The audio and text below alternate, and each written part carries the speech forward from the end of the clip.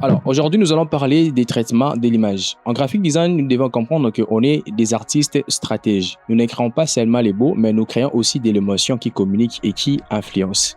Voilà pourquoi il est toujours recommandé quand vous travaillez sur une affiche, rassurez-vous que de façon générale, vos éléments sont raffinés, propres, aussi clairs. C'est comme ça que ça attire l'attention de vos spectateurs. Vous avez certainement entendu parler de l'étalonnage. C'est ce que les photographes font souvent. Le meilleur logiciel d'après moi de l'étalonnage, c'est Lightroom de la famille Adobe. J'aimerais vous donner une différence qui existe entre l'étalonnage et les traitements de l'image. Dans l'étalonnage, on joue sur les couleurs et la luminosité ainsi que des petits détails, juste pour créer une ambiance esthétique. Par contre, le traitement de l'image est un travail technique et esthétique qui consiste à rendre la photo encore plus professionnelle, ce qui veut dire on traite vraiment les images dans ces détails pour améliorer sa qualité. Mais seulement, ce point est important. Sur une affiche, quand vous travaillez sur une affiche, toutes les images ne valent pas la peine d'être traitées. Une image bien étalonnée peut aussi suffire pour créer de l'émotion. Mais si vous voulez maximiser davantage de l'émotion sur votre affiche, vous devez la traiter. Comme par exemple, si vous regardez toutes ces visuels ici, vous voyez comment les images sont traitées et ça crée de l'émotion, ça donne envie de regarder, ça dégage de l'énergie. Donc c'est ça l'idée derrière cette vidéo. Donc l'idée ce n'est pas vous montrer comment traiter une photo pour la rendre tout simplement belle, mais c'est de la traiter pour la synchroniser avec le bain de votre affiche et pour créer davantage de l'émotion. Alors pour conclure, sachez qu'il existe plusieurs méthodes de traitement de l'image. Ce que je vous montre est une méthode classique et technique qui va vous aider à vous introduire sur le traitement de l'image. C'est ce que nous allons approfondir pendant les ateliers juste après le 10e exercice que je vais sortir bientôt, qui constituera à vous parler des modèles économiques du graphic design. Je vous partagerai mon expérience, comment moi je fais pour pouvoir m'en sortir dans le graphic design, gagner de l'argent et devenir financièrement indépendant et stable. Comme toujours, vous savez qu'on ne peut pas arriver jusqu'ici ou loin sans votre soutien. C'est grâce à vos soutiens, c'est grâce à vos feedbacks que nous parvenons à vous revenir pour vous partager notre expérience et nos connaissances. Alors, si vous voulez nous soutenir davantage, je vous demanderai tout simplement de vous abonner, d'aimer, de partager et de commenter. Je vous assure que cela m'encourage énormément. Alors, tout de suite, nous allons passer sur mon écran. Mais si c'est votre première fois de vous retrouver ici sur cette chaîne, sachez que ceci est une formation en graphic design gratuite que nous avons commencé avec les débutants depuis le niveau 1 jusqu'à ces niveaux. Alors, si vous voulez trouver les liens de notre canal Telegram et de notre chaîne WhatsApp, là où nous sommes en train de vous guider, de vous accompagner, de répondre à vos besoins, les liens se trouvent juste sur le profil de la chaîne. Et sur la description de cette vidéo, vous trouverez les liens de tous les exercices que nous avons eu à faire précédemment pour vous aider à vous familiariser ou à vous intégrer dans le graphic design. Alors tout de suite, passons sur mon écran.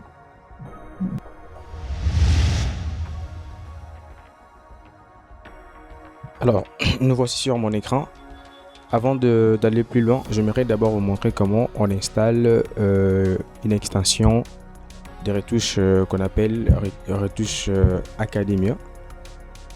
Vous devez comprendre qu'il existe actuellement deux versions des retouches Academia. Il y a la version compatible, c'est-à-dire, je crois c'est ce que moi j'ai ici, c'est V5.2. Il y a encore notre version V3. Mais cette version que moi j'utilise est compatible que sur le format, plutôt sur Photoshop 2023, je crois, 2024, 2025 et 2026. Et la version Retouche Academia VO3 est compatible à partir de Photoshop 2022 jusqu'en 2019 si je ne me trompe pas. Donc vous qui êtes sur une version en dessous de 2023, vous allez utiliser VO3. Alors pour installer ça c'est très simple. On installe ça de la même manière que qu'on installe une application sur Windows ou sur Mac. C'est comme ça que ça s'installe, mais rassurez-vous que c'est une extension. Alors ça, malheureusement, je ne sais pas utiliser ça parce que je dois payer la licence. C'est comme ça qu'ils nous ont un peu coincé cette fois-ci. Donc je peux installer ça, mais je ne peux pas utiliser ça si je n'avais pas acheté ces produits. Donc, comme vous remarquez ici, on me demande de mettre l'adresse email que j'avais utilisée pour acheter avant de l'utiliser. Alors, ça, je vais vous montrer ça rapidement comment on installe ça. Je vous ai mis ces Je vous ai mis en tout cas ces incitations dans le canal Telegram. Vous pouvez aller trouver ça dans le canal Telegram ou voir même sur la chaîne WhatsApp. Le lien se trouve juste sur les profils de la chaîne. Vous allez voir ça et vous allez installer ça. Vous voyez, ça c'est VO5 que j'ai ici. Donc si je double-clique, vous allez voir. Donc je peux installer ça comme une application. Bon, comme moi je ne sais pas si ça va marcher ici parce que moi j'en ai déjà, c'est installé dans mon ordi. Peut-être ça va refuser. Je vais voir. Ça c'est le mot de passe qui est à côté. Donc si je fais ça, voilà. Vous voyez. Donc Windows a protégé votre ordinateur, tout ça. Je pense que c'est parce que c'est installé ou je dois d'abord je dois vous voir quelque chose sur Windows pour que ça marche. Mais rassurez-vous que ça marche parce que moi je l'ai déjà dans mon ordi, j'avais déjà installé ça. Donc c'est de la même manière qu'on installe une application, c'est de la même manière que vous allez aussi installer celle-là. Donc voilà, maintenant je vais vous montrer comment on installe la version Retouch Academy VO3 qui est compatible à partir de Photoshop 2022 jusqu'à 2019 si je ne me trompe pas. Alors j'en ai ici, vous voyez, ça c'est la version Retouch Academy VO3. Je vais d'abord extraire ces dossiers. Je viens ici, je vais extraire les dossiers. Je viens sur WinRAR, extraire IE. Voilà, c'est sorti ici. Je double-clique et j'ouvre ça. Vous allez voir, il y a tous les documents qui sont à l'intérieur. Après, je viens ici. Je vais copier ces dossiers. Je viens ici et je viens sur copier. Ensuite, je vais aller dans mon disque local. Je vais chercher programme 86 qui est juste là.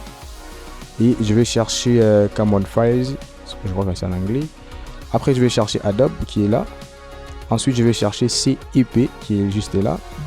Et je vois ici, il y a des extensions. J'ouvre ça et je le mets ici. Voilà, je vais faire CTRL V. Je colle ça ici sur ce dossier. Et là, si je viens sur Photoshop, comme Photoshop était déjà ouvert, si je viens ici, vous allez voir que c'est toujours fermé. Pour que ça apparaisse, pour que cela puisse pour que cela puisse apparaître ici, je dois fermer, redémarrer Photoshop. Et je vais réouvrir. Vous allez voir que cela va sortir. Mais seulement, ça ne va pas marcher parce que ce n'est pas compatible avec cette version de Photoshop. Donc, si je viens ici sur extension, voilà cette fois-ci. Voilà, Retouch Academy qui j'ai celle-là qui est sortie. Mais seulement, cela ne va pas marcher parce que ce n'est pas compatible avec cette version Photoshop. Du coup, je vais supprimer ça. C'était juste pour vous montrer. Je supprime ça. Voilà. Je le supprime carrément.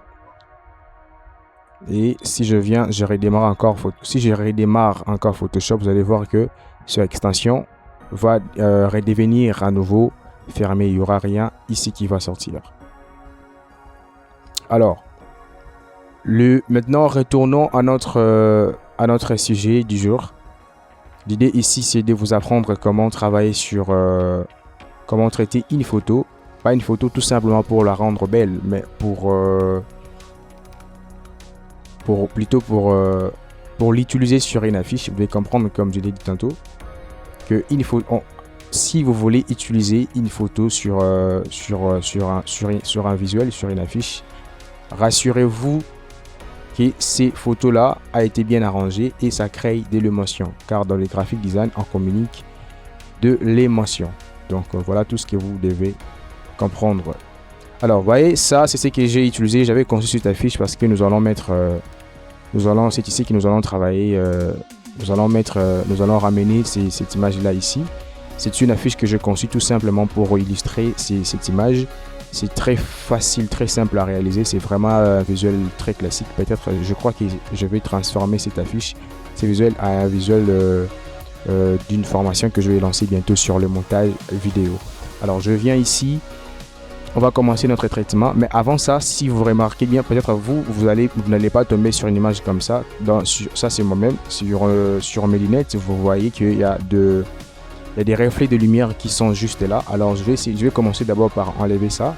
Et ensuite, nous allons commencer les traitements.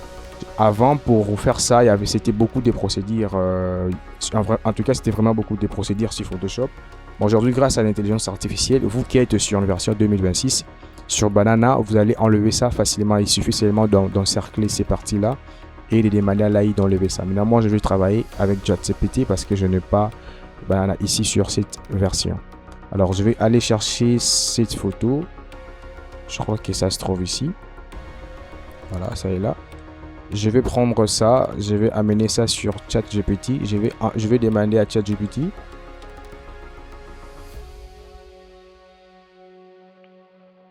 Je vais demander à ChatGPT de m'enlever le reflet de lumière sur mes lunettes.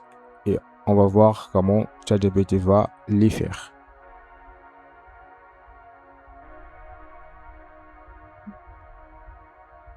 Je vais écrire enlève les reflets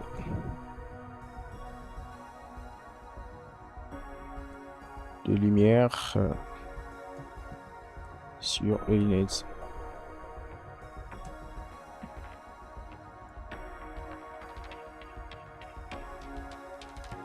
Enlève les reflets de lumière sur les lunettes. On va voir ce que cela va donner.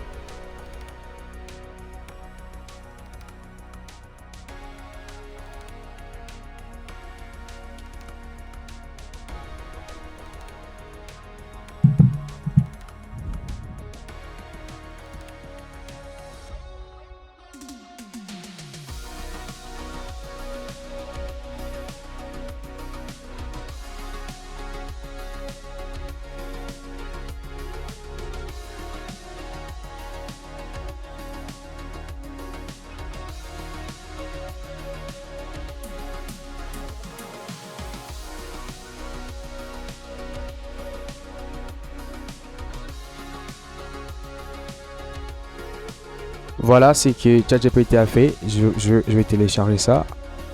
Je télécharge ça et je vais ramener ça sur... Là, je prends ça. Je ramène ça ici. Et je vais bien le classer. Je vais bien classer ça sur juste au-dessus de l'image qui était déjà là. Parce que je vais juste récupérer la partie de lunettes. Je vais diminuer un peu l'opacité.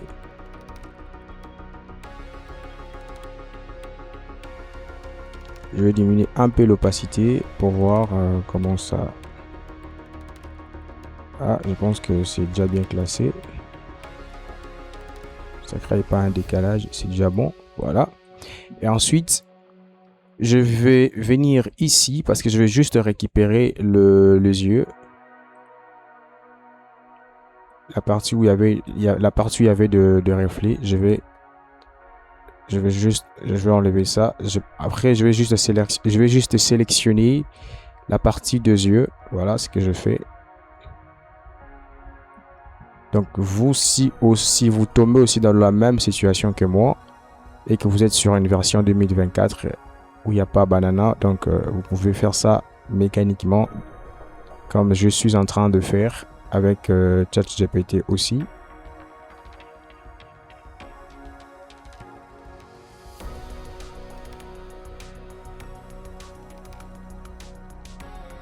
Déjà, nous avons commencé notre traitement, rassurez-vous.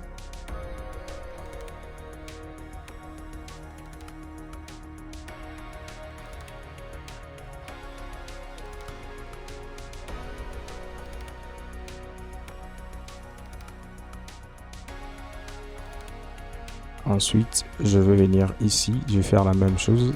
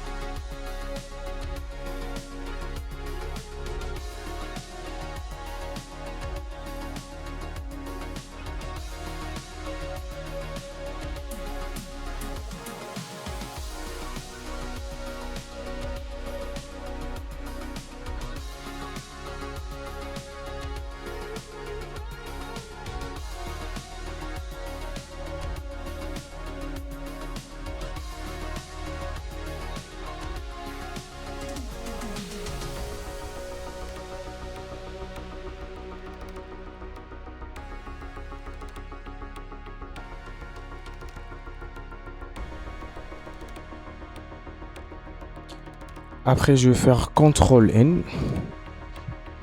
Et je viens ici, juste au milieu là. Je fais un clic droit. Et je viens sur copier.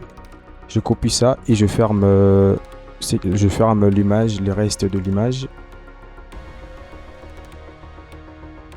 Apparemment ici, je loupé quelque chose. Je l'ai pas vraiment bien fait. Je vais faire CTRL W pour voir ce que j'ai loupé.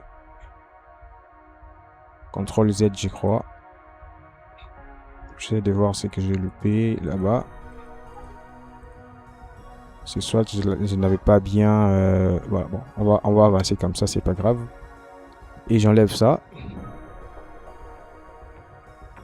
Voilà, j'ai raté de bien ajuster l'image, mais c'est pas grave. Je vais essayer de voir si je peux améliorer ça. Voilà, j'essaie de faire ça. Je vais voir ce que ça va donner. Je sais pas si j'ai... Voilà. Je vais quand même essayer de arranger ça mécaniquement comme ça. Attention, il ne faut pas trop bouger ça. Vous risquerez de déformer les visages. Voilà ce que ça fait déjà. L'idée ici, c'était juste de récupérer la partie des yeux. Alors ici, je vais essayer d'ajuster un peu la luminosité. Que ça soit un peu plus clair. Juste la luminosité. Je vais pas tout faire. Voilà. Pas trop. Comme ça, déjà, c'est plus mieux pour moi. Voilà. Et ensuite, je prends ça, je le supprime et je synchronise. Je synchronise. Je vais synchroniser les décalques. Je vais faire CTRL W. Je duplique ça. Je garde ce qui est en bas. Et je prends ça, je le convertis en objet dynamique. Et ici, maintenant, nous commençons le traitement de la peau. Et je viens ici. Je vais commencer d'abord par enlever les tâches qui sont vraiment remarquables. Je vais venir ici sur outils pièces. Je vais commencer à enlever les tâches qui sont vraiment remarquables comme le bouton comme ça. Et je viens ici.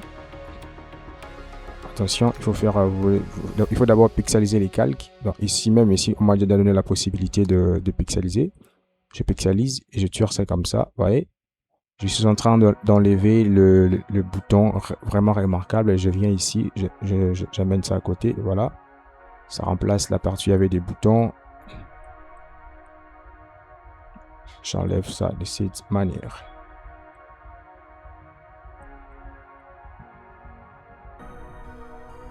Voilà. Ça, c'est pas vraiment une tâche. C'est un truc naturel que j'ai sur le front. Je sais pas si c'est quoi. Voilà, j'enlève ça de cette manière. Toutes les taches noires. J'enlève ça de cette manière.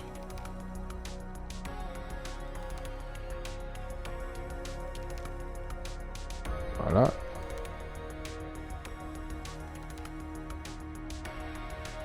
Je lève ça. Comme ça. Je vais dézoomer pour voir si j'aurai encore des choses à faire ici. Il n'y en a presque pas. Il y a un petit truc ici. J'enlève ça. Voilà. Et je viens ici. Je clique là. Je désélectionne. Voilà. Et maintenant, je vais venir ici pour chercher outil lasso. Outil lasso juste là. Je commence maintenant le lissage. Je viens ici, je vais sélectionner juste la partie du front. Attention, il ne faut pas toucher aux cheveux. Faites de votre mieux pour ne pas toucher aux cheveux. Voilà.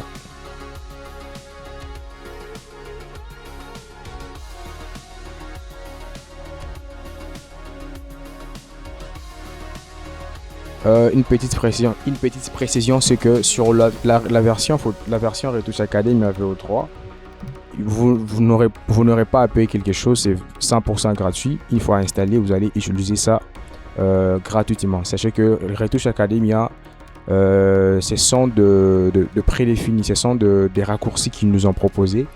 Et ce que je suis en train de faire ici mécaniquement avec Retouch Academia, vous allez faire ça rapidement, mais seulement en tant que graphiste et designer, vous êtes censé savoir comment faire ça mécaniquement aussi. C'est important. C'est important parce que quand vous travaillez sur une affiche et que vous traitez une photo pour une affiche, que vous le voulez ou pas, vous allez toujours faire recours à des retouches ou à des traitements mécaniques. Ça rate jamais. Donc voilà un peu. Après, je vais venir ici. Je fais calque par copier et je viens ici sur flou. Je cherche flou gaussien. Voilà. Je vais augmenter un peu le rayon.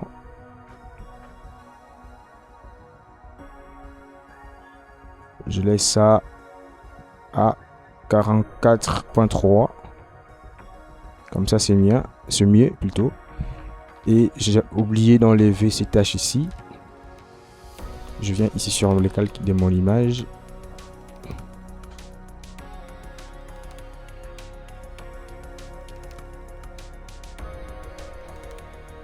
Voilà, j'enlève aussi ces boutons.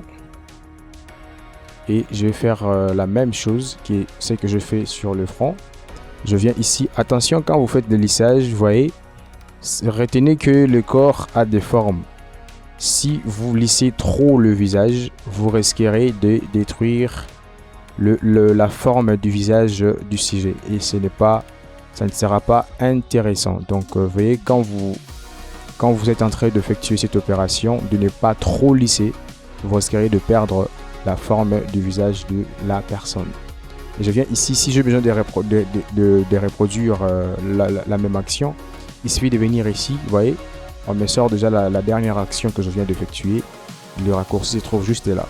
Et comme c'est sur le visage, je préfère faire ça, je préfère recommencer la procédure. Je viens ici, sur flou gaussien, je fais la même chose.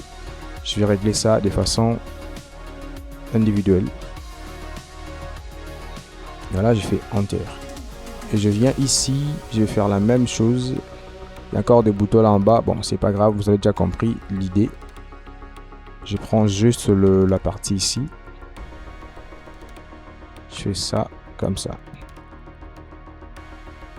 Je fais calque par copier. Et je viens ici sur flou gaussien.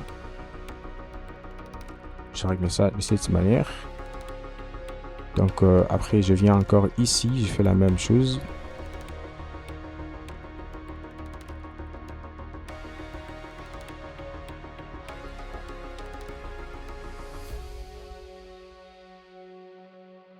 Et je fais la même chose.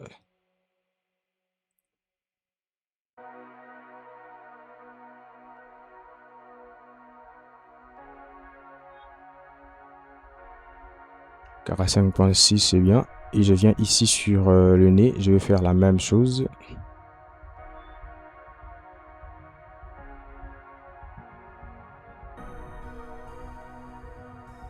Attention avec les nez.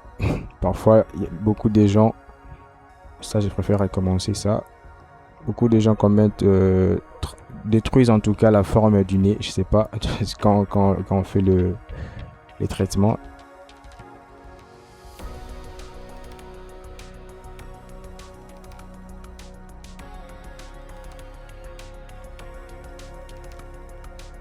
Je coupais au lieu de copier.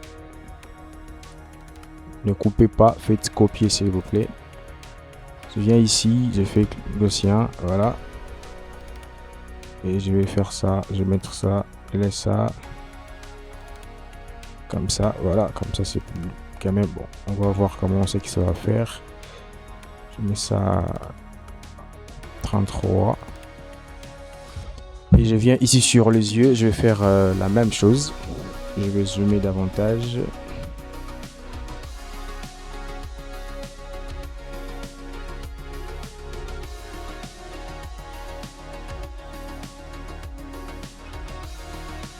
Attention, pas dans les yeux, surtout pas.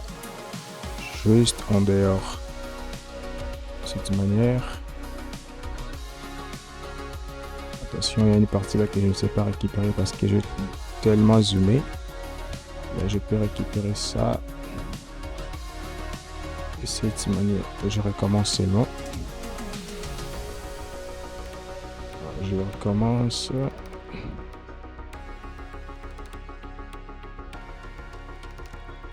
Bon, je prends d'abord cette partie ici.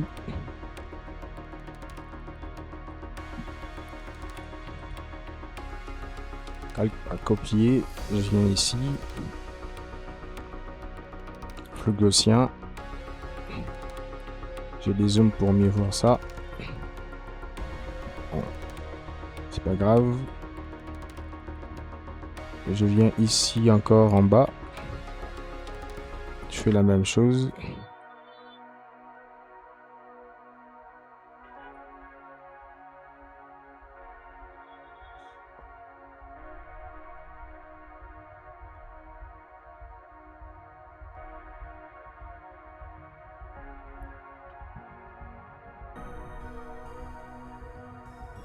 Voilà, je fais la même chose. Ça, je peux copier la dernière action que je viens d'effectuer. Non, ça fait trop.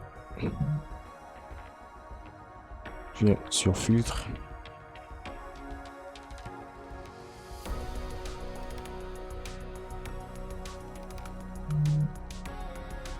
Voilà ce que je vous avais dit. Bon, je commence à perdre la forme de mes yeux. Mais ce n'est pas encore fini. Encore notre travail à faire. Je vais vous montrer comment faire pour corriger ça et ne pas perdre la forme du visage de la personne.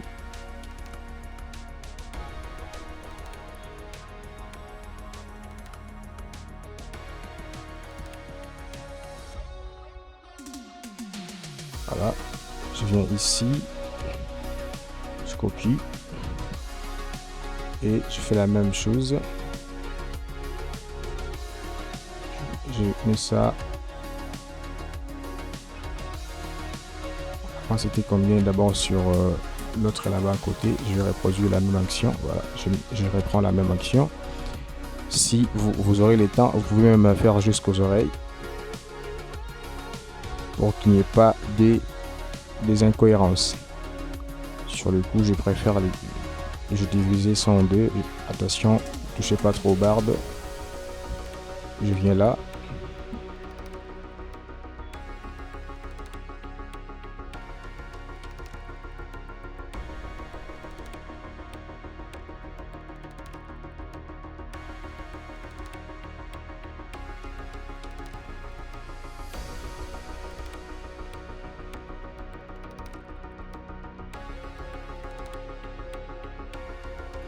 Alors, je voudrais en profiter pour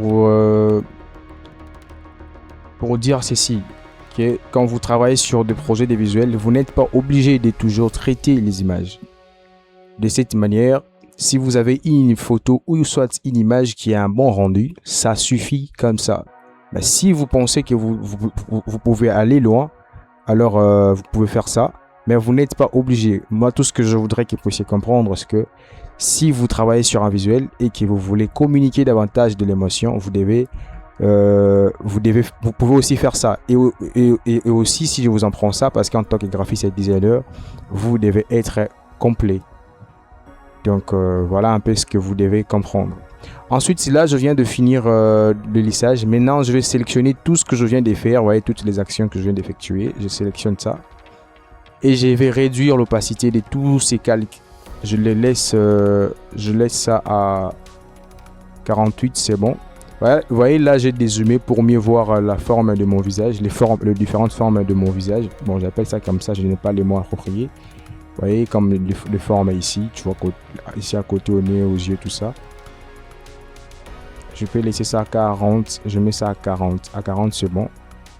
Voilà. Et je sélectionne le tout. Je sélectionne aussi mon image. Les décalques là, je mets ça encore dans un groupe et je les duplique. Je prends ce qui était resté, je ferme ça et je viens ici.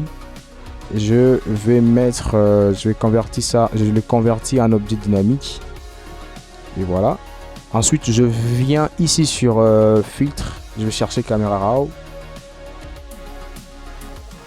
Et ensuite, je vais chercher la texture qui est juste là en bas. J'augmente la texture. Vous voyez, si je zoome, vous allez voir qu'il y a une synchronisation qui est faite, il y a une synchronisation qui est en train de se faire entre le lissage que je venais de faire et la peau et l'image en fait. Ça se mélange. Je laisse ça, je peux mettre ça à 48 et j'ai des zooms. Ouais, je laisse ça à 50, c'est plus mieux. Voilà.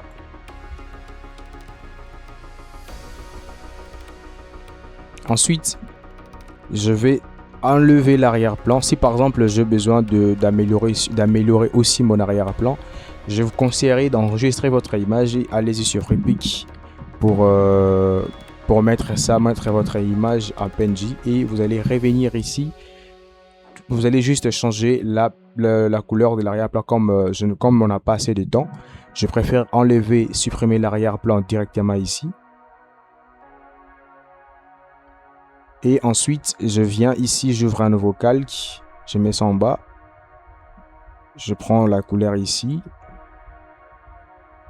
Je le mets juste là. Vous allez voir que votre arrière-plan sera changé, mais pas de façon professionnelle parce que c'est que je suis en train de vous montrer. C'est vraiment classique.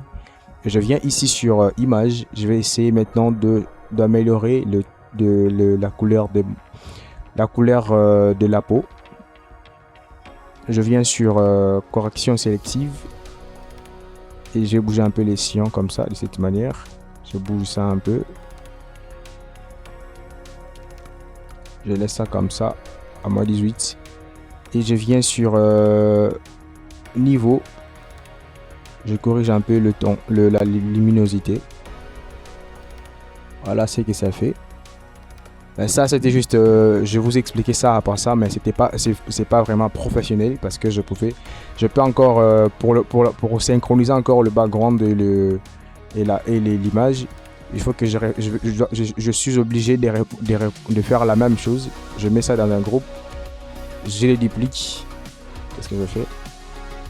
Je les duplique encore. Je ferme ça et je viens encore ici, je mets ça en objet dynamique. Je serai encore obligé de rentrer ici, de rentrer sur caméra raw pour faire la même chose. Vous voyez, la texture juste là, voilà.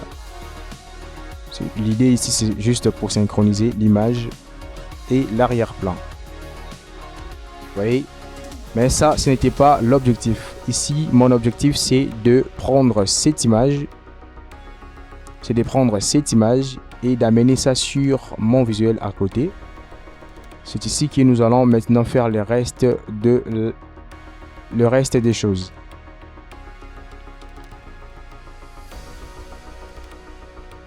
J'amène ça ici.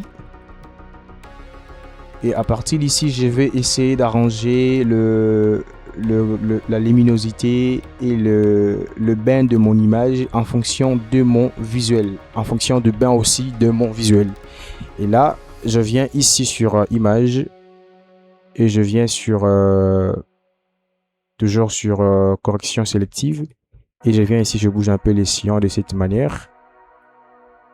Je laisse ça à moins 29, je pense que c'est quand même bon. À moins 26, c'est quand même bon. Et ici, je pas vraiment, j'essaie de bouger pour voir. Je peux laisser ça, je peux mettre ça à moins 20, moins 2. Voilà. Et après, je viens sur image. Je viens sur niveau. Je corrige un peu la luminosité de cette manière. Voilà, je fais ça.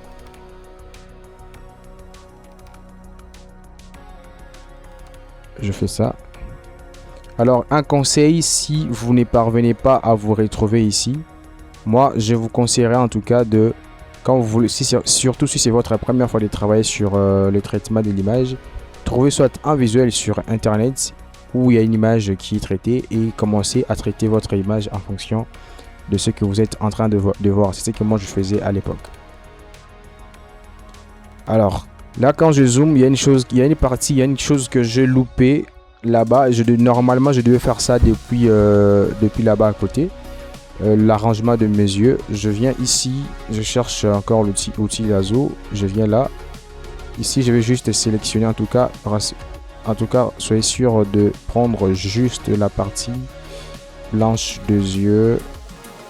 J'améliore un peu mes yeux.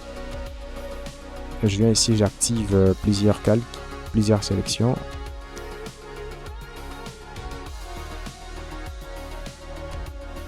Je prends juste la partie des yeux. Et ensuite, je vais faire CTRL copier. Et je viens ici, je le mets en objet dynamique pour garder sa qualité.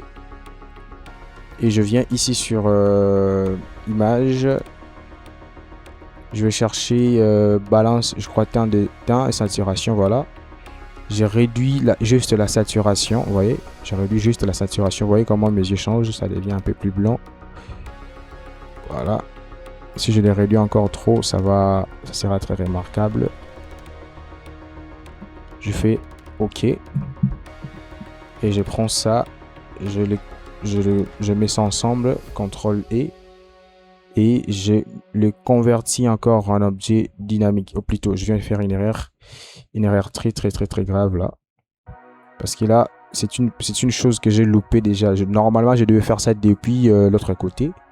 Là, ici, avant de mettre ça ensemble, il faut que je finisse vraiment à arranger de finir avec la peau, avec la synchronisation de l'image avec les visuels. Je viens ici, je regarde encore s'il y a des choses à arranger. Je rentre d'abord sur niveau pour voir comment je peux encore bouger quelque chose. Là, je préfère comme ça, c'est plus mieux. Je rentre encore sur celui-là pour voir. Je double-clique juste ici. Ici, vous allez voir les actions, toutes les actions que vous allez effectuer sur le calque. Ça, c'est comme ça que ça se trouve. Je viens là, je double-clique sur correction sélective. J'essaie un peu de faire monter les noirs. Pas trop. Comme ça, c'est plus mieux. Voilà. Non, je fais CTRL Z. J'avais dépassé des bandes. Mais déjà, à mon avis, déjà comme ça, c'est bon. En tout cas, moi, j'ai pas de soucis pour ça. Et quand si je zoome ici, vous voyez, cette imperfection ici, voilà pourquoi je vous recommande de faire ça sur FreePic. Normalement, je pouvais faire ça sur FreePic pour gagner du temps, je le fais. Mais si j'ai besoin d'enlever ça, je peux venir, je peux utiliser soit cet outil goutte d'eau, voilà. Maintenant, ça va me demander de sélectionner, ça va me demander de faire ce que je voulais faire. Je le groupe avec le calque des yeux. Je le duplique. C'est comme ça que je fais pour être plus prudent. Et ça, je l'ai converti en objet dynamique. Plutôt, je l'ai converti, je les pixelise plutôt. Et ensuite, je viens ici, j'augmente je réduis un peu le PCR. Je peux faire ça comme ça, vous voyez. Là, j'ai dépassé un peu les bandes, voilà pourquoi ça s'est brutalisé. Je peux régler ça ici, tout ça. Il y a encore une autre méthode que je peux vous montrer. Je viens ici sur texte, plutôt sur sélection. Je vais chercher, attention, je crois que c'est modifié, je sais pas pourquoi ça marche pas.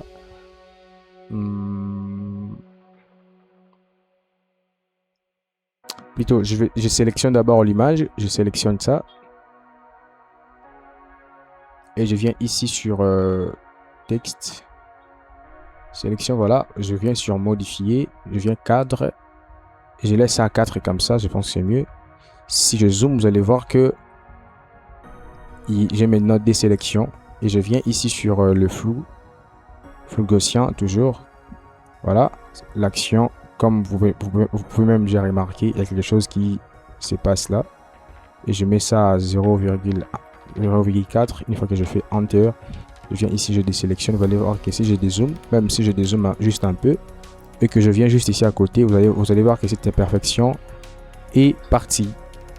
Donc voilà un peu. Normalement, si vous faites ça sur FreePic, je ne suis pas sûr que vous verrez ces imperfections là. Alors ici, l'idée c'était de pouvoir vous montrer comment. Et je viens ici, je mets ça, je le reconvertis en objet dynamique pour ne pas perdre sa qualité. L'idée c'était de vous montrer comment traiter une photo en fonction de l'affiche pour communiquer davantage de l'émotion. Parce que si j'avais utilisé cette photo telle qu'on m'avait telle que ça a été prise, vous allez voir que ça n'allait pas faire en tout cas beau. Là, je peux encore peut-être, je peux même augmenter encore le cyan. Vous voyez, si vous allez sur FreePic, plutôt sur Pinterest, vous allez voir beaucoup d'affiches avec ce bain ici. Donc vous avez ici, vous avez appris la procédure. Donc j'ai pas encore laissé ça comme ça.